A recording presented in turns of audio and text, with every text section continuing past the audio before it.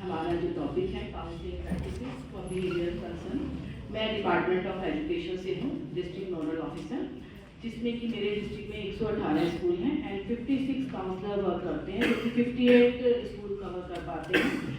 यहाँ पे 1,79,912 बच्चे हैं, लेकिन हम केवल 1,20,286 स्टूडेंट्स कवर कर पाते हैं थ्रू EVGC पोस्ट का नाम है, जो स्कूल काउंसलर की पोस्ट है।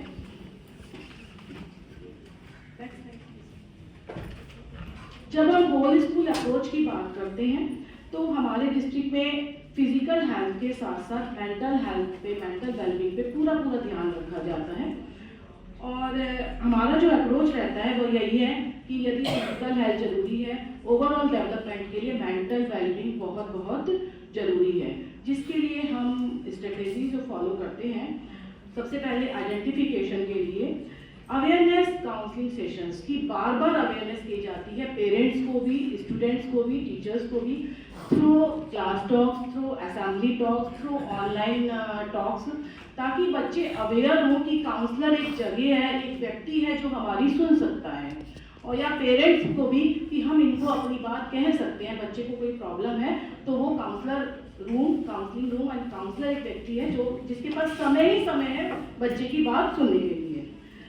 सर्कुलर समय पे निकाले जाते हैं, स्पेशली सेशन के शुरू में टीचर्स को सर्कुलर दिया जाता है कि यदि किसी भी बच्चे की बिहेवियर प्रॉब्लम है, इमोशनल प्रॉब्लम है या कोई भी प्रॉब्लम है, वो काउंसलर को फ्रीली रेफर कर सकता है।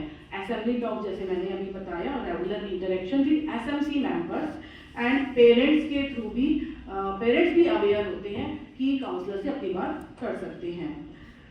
क्लासरूम इंटरेक्शन के दौरान खुद काउंसलर भी पहचान लेता है यदि बच्चा चुपचाप बैठा है, कोई इसको कंसर्न तो नहीं है। कई बार क्लासरूम इंटरेक्शन के बाद खुद बच्चा भी आ जाता है काउंसलर के पास कि मैडम मुझे ये प्रॉब्लम है, मैं कैसे डील करूँ।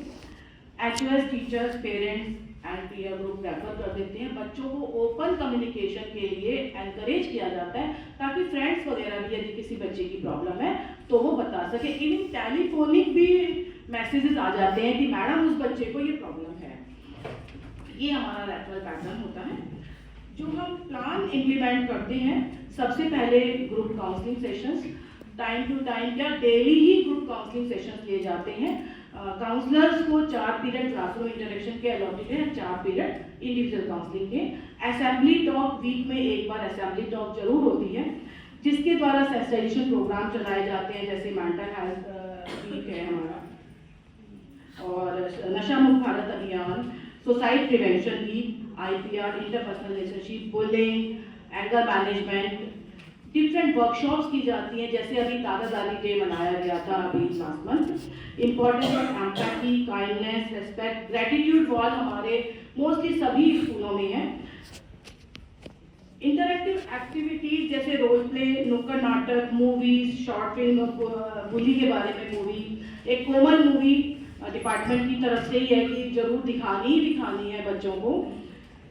थेरेपेटिक इंटरवेंशन यदि जरूरत समझी जाती है तो थेरेपेटिक इंटरवेंशन भी दी जाती है। और ग्रुप में भी जैसे माइंडफुलनेस, डेली एक पीरियड माइंडफुलनेस का मॉर्निंग में होता है through happiness curriculum. Play therapy, drawing and cultural activities और स्पोर्ट्स एक्टिविटीज करवाई जाती हैं।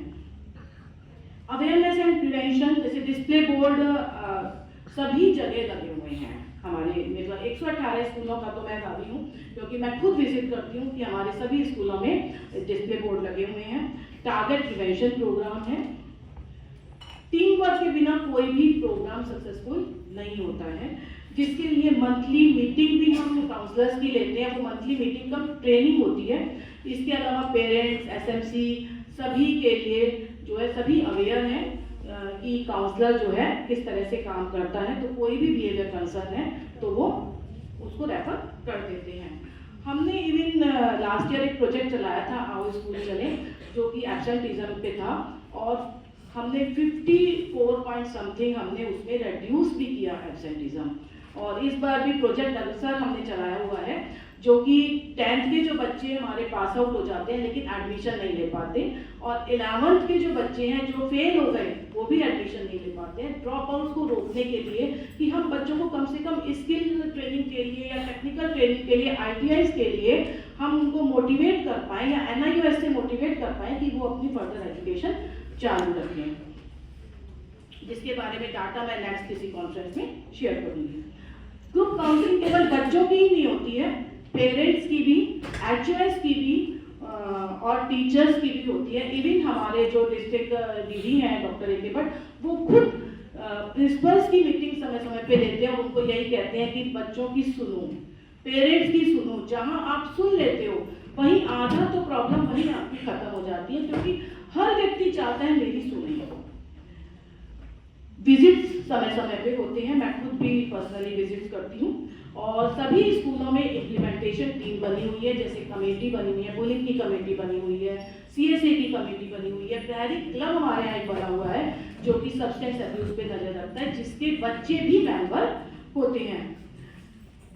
समय समय पे टीचर्स के लिए भी वर्कशॉप हम कंडक्ट करते हैं ताकि एक सपोर्टिव क्लासरूम एनवायरनमेंट हम बच्चों को दे पाएं। ओपन कम्युनिकेशन के लिए एनकरेज टीचर को भी, पेरेंट्स को भी, बच्चों को भी, सभी को किया जाता है, ताकि कोई भी बच्चे की प्रॉब्लम ऐसी ना हो कि बच्चे खुल के बात ना कर पाएं। इवन साइबर बुलिंग के भी केसेस हमारे यहाँ आते हैं, सभी तरीके के केसेस हमारे काउंसलर्स ही करते हैं। पेरेंट्स को भी एनकरेज किया जाता है घर का माहौल अच्छा रखें, क्योंकि यदि बच्चे के घर का माहौल अच्छा नहीं है तो भी बच्चे की बिहेवियर प्रॉब्लम होगी, ऐसा हमारा विश्वास है। और रेगुलर अटेंडेंस, जैसा मैंने बताया, उसके लिए भी पेरेंटल काउंसलिंग की जाती है, क्योंकि बिहेवियर कंसर्न जहाँ तक हम समझते हैं, बच्चा जब रेगुलर स्कूल नहीं आ रहा तो उसका लेवल जो है, उस स्कूल का जो लेवल, उस क्लास के लेवल का नहीं होगा, तो बच्चे को क्लासरूम अच्छा ही नहीं लगेगा, उसको समझ ही नहीं कुछ आएगा, तो उसकी जो एनर्जी है वो कहीं और लगेगी। तो एनर्जी को सही जगह चैनलाइज करने के लिए डिफरेंट एक्टिविटीज करवाई जाती है, ताकि स्कूल में बच्चे का मन लगे और अटेंड वो रेगुलर स्कूल करे। अमिता मैम थोड़ा सा समय का ध्यान रखेंगे। इंडिविजुअल काउंसलिंग के दौरान हम सबसे पहले तो आइडेंटिफाई करते हैं इशू को, क्योंकि हर बच्चे की प्रॉब्लम डिफरेंट है और हर बच्चे के लिए नीड बेस्ड इंटरवेंशन प्लान होता है। थेरेपेटिक इंटरवेंशन में CBT के द्वारा जो बच्चे के थॉट प्रोसेस है उसको वहाँ से दूर करने की कोशिश की जाती है, उसकी एक्टिविटीज़ को चैनलाइज करने की कोशिश की जाती है, जिसमें कि जो भी उसके अंदर गुण हैं उसको उजागर करने की कोशिश की जाती है। इसके लिए मैं एक तो एग्जाम्पल दूंगी, हालांकि एग्जाम्पल मेरे पास बहुत सारे हैं। एक बच्चा था जिसको कि 7th में था, उसको 10 पॉइंट एक लड़की ने लिख के दिए, ये वजह है जिसकी वजह से हम आपसे बोलते नहीं हैं। उस बच्ची की बुलिंग हो रही थी। पता लगा उस बच्ची के अंदर तो कविता लिखने का बहुत अच्छा हुनर है, तो उसकी तरफ प्रोत्साहित किया गया और आज वो बच्ची जो है इंग्लिश ऑनर्स कर रही है। इसी तरह से एंगर में एक बच्चे ने शीशे तोड़ दिया था टीचर की गाड़ी का, और सारे टीचर एक तरफ इसका नाम काट दिए जाएंगे। जब इंटरवेंशन की गई काउंसलर की, तो टीचर्स की भी काउंसलिंग की गई, बच्चे की भी, बच्चे के पेरेंट्स की भी, और बच्चा आज जर्नलिस्ट है। तो इस तरह के मेरे पास बहुत सारे एग्जाम्पल्स हैं। इंडिविजुअल काउंसलिंग बहुत बहुत इफेक्टिव है और हम स्टूडेंट्स की एम्पावरमेंट को हम बढ़ाते हैं, उसमें कॉन्फिडेंस को बढ़ाते हैं। बिना सपोर्ट के काउंसलिंग सफिशिएंट नहीं है, तो पेरेंट्स, टीचर्स, सिबलिंग, पीयर्स सभी को हम इन्वॉल्व करते हैं और जरूरत पड़ती है तो डॉक्टर्स को भी रेफर करते हैं। इम्पैक्ट इसका ये है कि हमारे पास, मैं दिसंबर तक का डाटा बता रही हूँ, अप्रैल से दिसंबर का करंट सेशन का, ओनली जो है एकेडमिक काउंसलिंग केस ज़्यादा आते हैं, 49% एकेडमिक केस हैं एंड 34% कैरियर काउंसलिंग से रिलेटेड है। इमोशनल एंड बिहेवियर से रिलेटेड 17% है। बाकी CSA, बुलिंग और सब्सटेंस यूज के ऑलमोस्ट 0 केस हैं। या यदि हम नंबर में बात करें तो CSA के 12 केस हमारे पास आए, बुलिंग के 16 केस आए एंड सब्सटेंस अब्यूज के मैम ओनली 50 केस हमारे पास हमारे डिस्ट्रिक्ट में आए। ये 58 स्कूल की बात कर रही हूँ मैं, जिसमें कि काउंसलर्स हैं। नेक्स्ट यदि हम इनसाइड गेन की हम बात करते हैं तो सभी का कोलैबोरेशन बहुत जरूरी है। टीचर्स ट्रेनिंग बहुत जरूरी है ताकि सपोर्टिव एनवायरनमेंट मिल पाए। डाटा जरूरी है, समय समय पे लेना, मॉनिटरिंग जरूरी है। तभी हम मॉनिटर कर पाएंगे। और फ्लेक्सिबल और एडेप्टिव हमारा अप्रोच होना चाहिए। लॉन्ग टर्म कमिटमेंट यदि हमें क्रिएट करना है तो हमें culture of empathy, kindness and inclusivity को क्रिएट करना होगा। बच्चों को ऐसा स्पेस देना होगा ताकि बच्चे खुल के बात कर सकें, अपनी बात कह सकें। चैलेंज हमारे सामने, चूंकि हम लीगल सेक्शन को डील करते हैं, तो चैलेंजेस की हमारे सामने कमी नहीं है, बहुत सारे चैलेंज है। यहाँ तो मैं बहुत थोड़े से बता रही हूँ आपको। बजट की कमी है, टाइम की कमी है, साइकोलॉजिकल टेस्ट ही नहीं है हमारे काउंसलर के पास। हम खुद ऑनलाइन ढूंढते हैं, आपस में डिस्कस करते हैं, स्कूल में नहीं है अवेलेबल रियली। सॉरी, हालांकि गवर्नमेंट के पास बहुत बजट है, पर हमारे स्कूलों में साइकोलॉजिकल टेस्टिंग नहीं है। सपोज यदि लर्निंग डिसेबल है बच्चा प्राइमरी स्टेज पे, हम उसको रिकॉग्नाइज कर लें तो वही प्रॉब्लम सॉर्ट आउट हो जाए, पर साइकोलॉजिकल जब टेस्ट नहीं है तो फिर कैसे होगा। हॉस्पिटल में भीड़ बहुत है और हमारा काउंसलर जो है सक्षम तो है, पर हम उसको सर्टिफिकेट नहीं दे सकते लर्निंग डिसेबल के लिए, गवर्नमेंट में ऐसा है। तो रेसिडेंस भी है, पेरेंट्स का, टीचर्स का।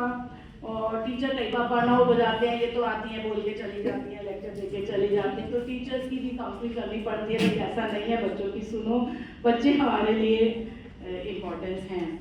और माइग्रेंट इशू बहुत है, काउंसलर काउंसलिंग कर रहा है, पेरेंट्स तो 2 महीने के लिए बाहर चले गए क्योंकि गांव से आए हुए हैं। दिल्ली में माइग्रेंट भी जनता जाता है, स्पेशली गवर्नमेंट स्कूल में। तो ये भी हमारे सामने हमारे लिए बहुत बड़ा चैलेंज है, जबकि काउंसलिंग जो है वो रेगुलर प्रोसेस है एंड लॉन्ग टर्म प्रोसेस है। थैंक यू सो मच कि आपने मेरी बात सुनी।